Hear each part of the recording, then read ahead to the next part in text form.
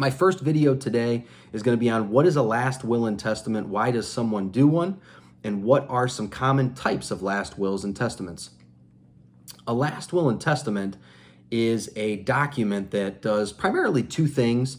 It disposes of someone's assets, so it sets out their intentions about assets, and it also appoints an executor, or someone to work with the court to steward assets and see that they are distributed in accordance with what's called the testator's intentions, so the person who made the last will and testament. One of the biggest, I think, confusions about a last will and testament is the idea that if you have a will, you're going to avoid probate.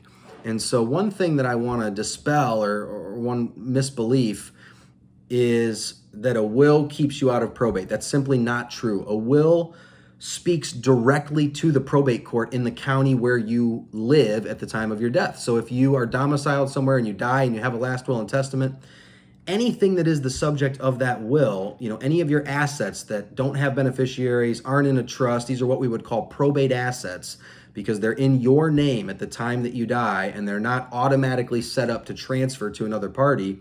These are going to be assets that are subject to the will, and they are going to go straight through the process of probate, which involves inventorying those assets, looking at the will, determining beneficiaries, and then ultimately seeing that any debts get paid, and then distributing those assets out to the beneficiaries. That is the probate process.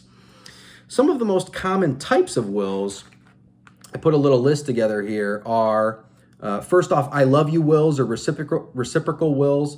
These are wills that would commonly be between spouses that would say I leave, all my property to my spouse if living, otherwise perhaps equally to my children.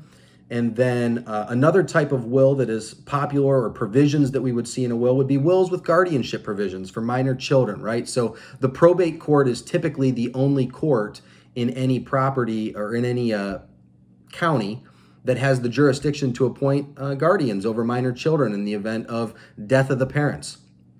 And so another will that is popular is wills with testamentary trust provisions. So the idea that we can set up a mini trust that's almost like an airbag inside of a will that will deploy if needed, if we would lose parents per se, to say when younger beneficiaries are going to get assets and how those assets are going to be managed for them until they're able to get them.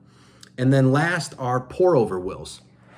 And pour-over wills are commonly used in conjunction with a revocable trust, such that if something that was supposed to be in the trust at the time of the trust maker's death was not included and becomes a probate asset because they died with it, maybe they had a car title or a lake house somewhere that they meant to get into the trust and they didn't, then ultimately what will happen is that that pour-over will be used in the county where they live to transfer that asset from their name into the revocable trust's name so that it can be managed under the trust by the family moving forward. So typical wills are the I love you reciprocal wills, wills with guardianship provisions, wills with testamentary trust provisions in them, and pour-over wills. Thanks so much.